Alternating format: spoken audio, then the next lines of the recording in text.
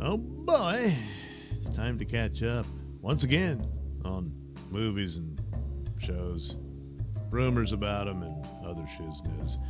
So here we have, apparently, WB not happy with the trailer. Well, there's a catch. So let's go all the way down here through the article because there's an update that pretty much, at least explains it. So this guy, Dan Marcus, says, I don't think WB is inferring, but while DC Studios is definitely its own entity, it doesn't have a marketing branch. That still belongs with Warner Brothers, which oversees the marketing of all its films. Again, this is just what I've heard. Just because WB wasn't happy with the initial cut doesn't mean they are interfering.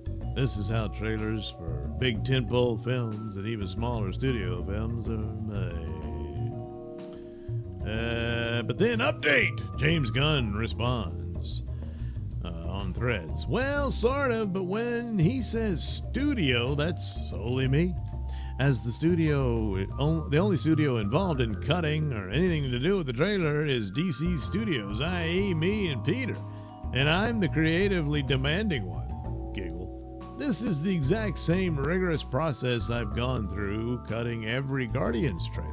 Pushing the marketing folks as hard as I can, cutting and recutting until I think we have something worthy of the film itself. All that said, my notes are a lot more specific that make it better. Giggle, giggle, giggle. So, this stands to reason he's put in charge of DC Studios. That's the entity that decides the trailer. Keep in mind, DC Studios is an entity that hasn't produced anything as it comes to DCU. You haven't seen any of. The first thing you'll see is Creature. Yeah, that's what it's called. Creature Commandos. But really, the DCU begins with Superman, and that will tell the tale. After that, well, if it bombs, they're in a lot of trouble, and this is pretty much over before it even really gets a chance to hit ground. So that's the situation they're in. But for the most part, it's his call. So if anyone's complaining about the trailers, is that he's not happy with what he's put together, and he's reworking it and all that sort of thing. And it's the kind of thing that can filter out to form rumors like this, that Warner Brothers itself said, this looks like crap, do it again. It's not that it's impossible that a scenario like that didn't happen, but it appears James Gunn is saying he's the deciding factor on it. Oh, another update. Gunn also responded a second time. Already responded, no, nor could it be. Marketing answers only to me and Peter. So, okay, there you go.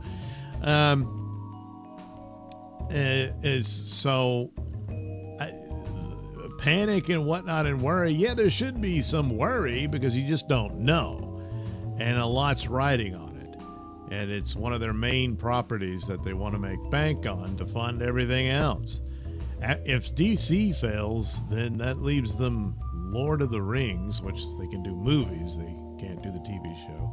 I don't think. And then, of course, Harry Potter. Their best bet is probably Harry Potter. But that being said, they already tried to continue on that with Fantastic Beasts, and that pretty much fizzled. Albeit, the mess about Johnny Depp being recast and all that bad blood and what have you. But still, I don't know. Was Fantastic Beasts anywhere near on par with the original Potter films? Doing a series, which is the approach to involve material not covered in the films, it was always the best way to approach this, which is what Amazon should have done with Lord of the Rings. Just retell the Lord of the Rings story, but you're now able to include a lot of elements that the movie series couldn't. But I guess they really didn't have the rights to that story, so yeah. But anyway, hopefully Superman wins big,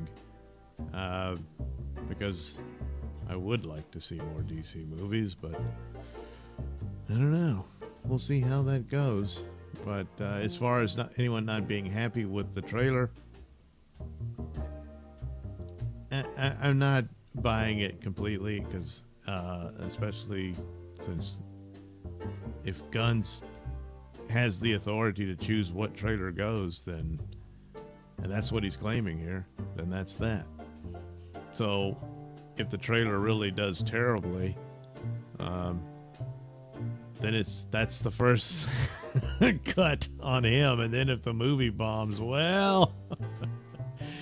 that's it for the DCU. So anyway, there you go. That's how that works. Meanwhile, the other rumor is an old one, reignited again.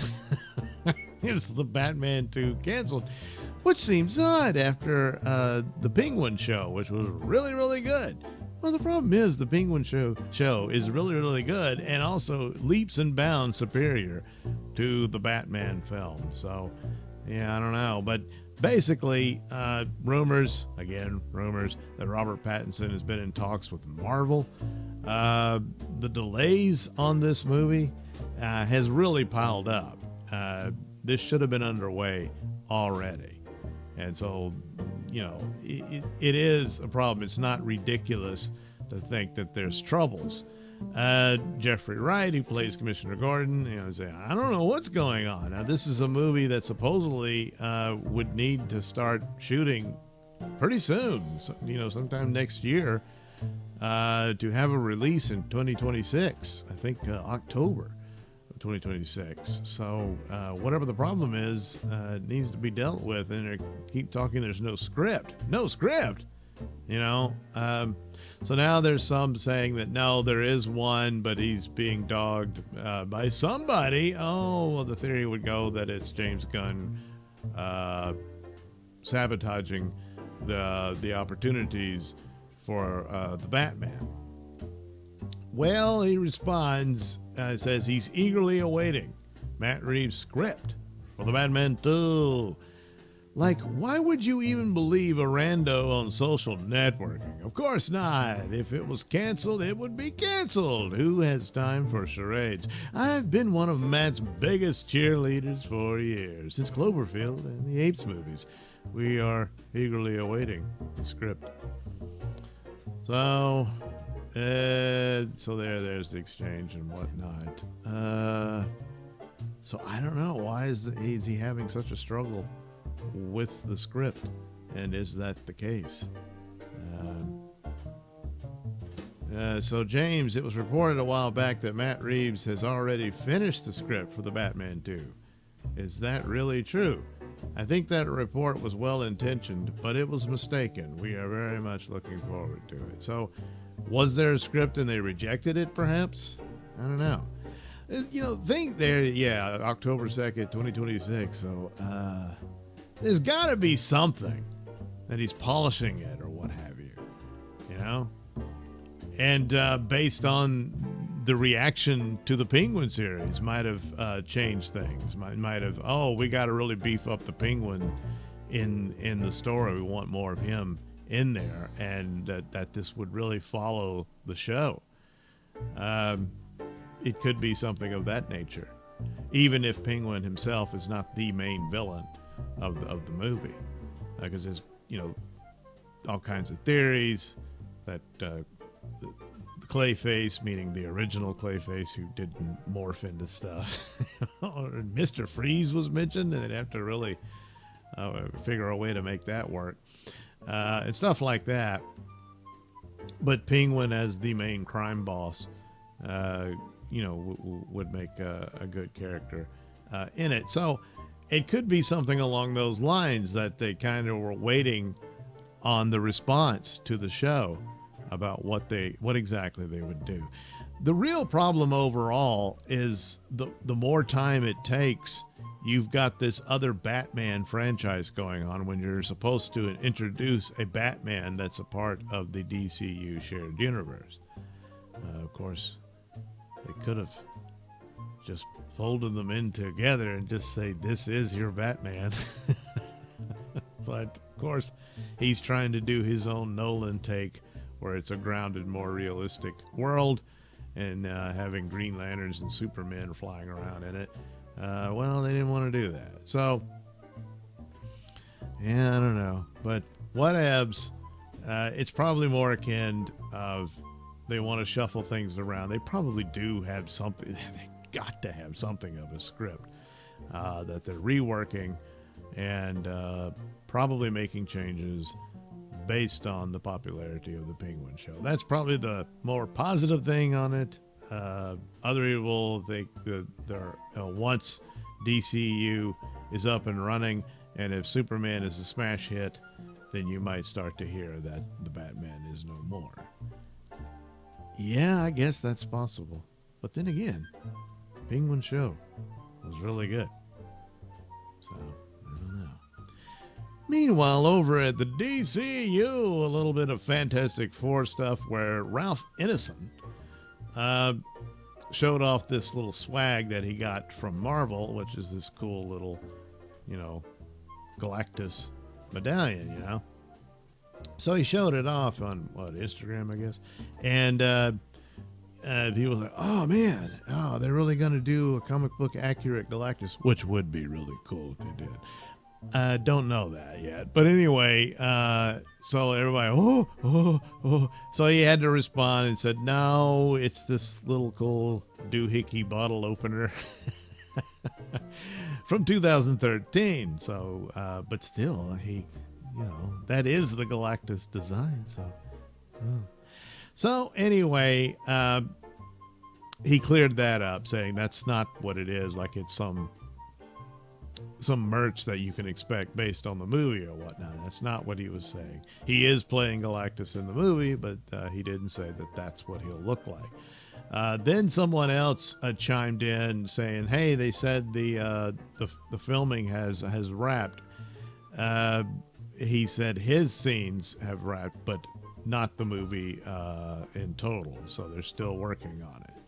So, he clears that up. But anyway, a while back, this here shows you concept art that leaked out of Galactus. Now, you see his nose, and he doesn't have any spare boogers or nose hair sticking out, so very nice. His upper lip. Then you get, look, his eye, maybe some teeth there, and his eyes again, watching Sue Storm in the shower. And as soon as she sees him, she turns invisible. And he's like, damn. But anyway, you really can't tell. It looks like there's some designs there and kind of the color, at least from the painting, of what the mask and helmet might look like. I hope it's something akin to that. That would be cool. But at the very least, he's a big dude. And he's not a cloud floating around in space. That sort of thing.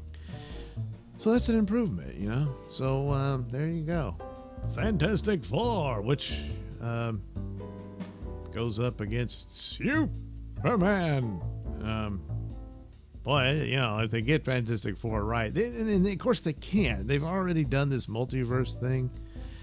Yeah, it's the situation they're in because they didn't have the rights initially and blah, blah, blah. But, jeez. But a good Fantastic Four movie would be great. It just, for whatever reason, it's been cursed to be able to do it. Hopefully this works out. But of course, I gotta admit, I'm really gunning for Superman to win out because I want a DCU to be successful. Marvel's had its turn, So anyway, there we go.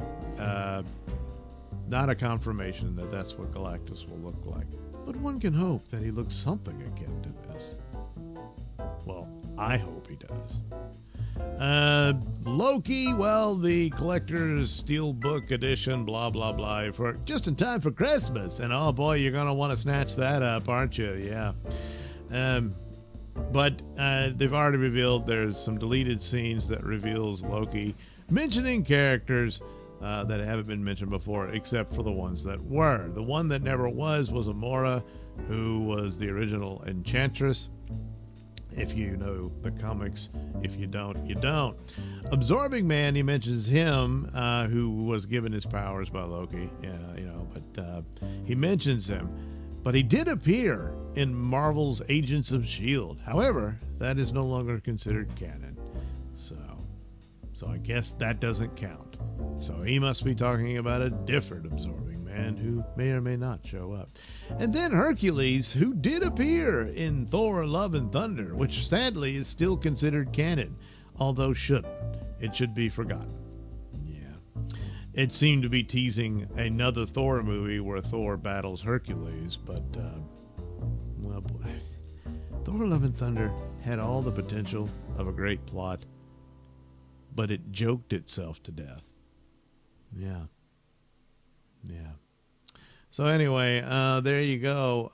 Is it worth the price of admission to get this collection? No. I'm sorry to say that, really. Well, there's other things to watch besides superheroes, and oh boy, Squid Game Season 2 on its way. And yeah, I'm all excited for it because I really loved Squid Game. But the catch there is, can a follow-up live up to the standard set by the original? And of course, the guy wants revenge on these bastards. So I understand his motivation, but geez Louise, he's got to go back into this horrible game. So here's the setup. 3 years after winning Squid Game, player 456 gave up going to the States. He comes back with a new resolution in his mind. Gi Hun once again dives into the mysterious survival game, starting another life or death game with new participants gathered to win the prize of 46.6 billion. Director Hwang Dong-hyuk, who made history he's a great director and all that. He's going to go in there and put himself at risk for all this. Of course, you know, he can win yet another massive chunk, you know, and then he could buy MSNBC. Now he's got way more than enough to buy that now. But anyway, that's the thing. Can it live up to the original? Since you know, the mystery of it is pretty much over. It's these disgusting rich bastards who basically like to bet on this sick gladiatorial contest for these poor people who are desperate for this money and all that sort of thing. So you have all of that, but it's like, what's his plan to take them down? How is he going to do that? By getting back in the game where you're stuck and you're in very controlled environment. How is he going to be able to slip away and get into the confines of their complex and whatnot? You know, take down the villains. Oh yeah, that's the mystery this time. Yeah, can he do it? Or does he just inspire another new character in here to carry on after he dies and loses the game or something? I don't know. But the odds are this will be way better than Acolyte, who the talents of this actor, who's really good, was completely wasted on that crappy show. But hopefully won't be here. And odds are it won't be. So anyway, all over in horror, we've got, no, not Wolfman. This is another werewolf movie. In fact, it's a lot of werewolves. That's why it's called Werewolves. It's kind of a throwback to, well, you know, 80s fun action and horror thrown together and stuff. So it might be a fun ride. I don't know. It's got a really cheesy line where Frank Grillo, who's going to be Rick Flag Sr., tells the werewolves, "Hey, bite me," and then he sprays them with bullets, you know. Yeah, it's kind of a Schwarzenegger line. Anyway, the plot follows Frank Grillo as Wesley and Katrina Law, as Amy, a year after a catastrophic supermoon event that changed humanity forever. The supermoon triggered a latent gene in every human, transforming anyone exposed to its moonlight into a werewolf for one night. The chaos left close to 1 billion people dead. Jeez, that's a lot of munching. As the next supermoon looms, Wesley and Amy must confront the horrors of the past while preparing for the terrifying possibility of history being repeated or repeating itself. Well, it's going to repeat itself. You can already tell in the trailer. And it's basically, there's action and whatnot and all that, with, of course, the horror element of the werewolves. But it sort of becomes zombie apocalypse, but it's werewolf apocalypse. So, yeah, it's something. But, the Wolfman is the one that has to be the more serious one. Is this terrible, sad story about a guy forced to become a monster to his own family and that kind of thing. So those elements for that. Here, this one just might be fun. Might be. So, yeah, I'll check it out. It's on its way. So, we'll see if it's a howling hoot. Yeah. Yeah. He doesn't like the joke. Anyway, speaking of horror, the end is nigh for The Conjuring, at least as for the Warrens, I guess. They wrapped up their final film called Last Rites. Get it? And Vera Farmiga posted, she was talking about all the fun she had working with Patrick Wilson. And they did have great chemistry together, and they pretty much carried those films. I've liked the Conjuring films, but they're very repetitive. But a lot of its strengths was the cool atmospherics and stuff like that, but it's the same thing, but the two of them worked out, it was a good little run.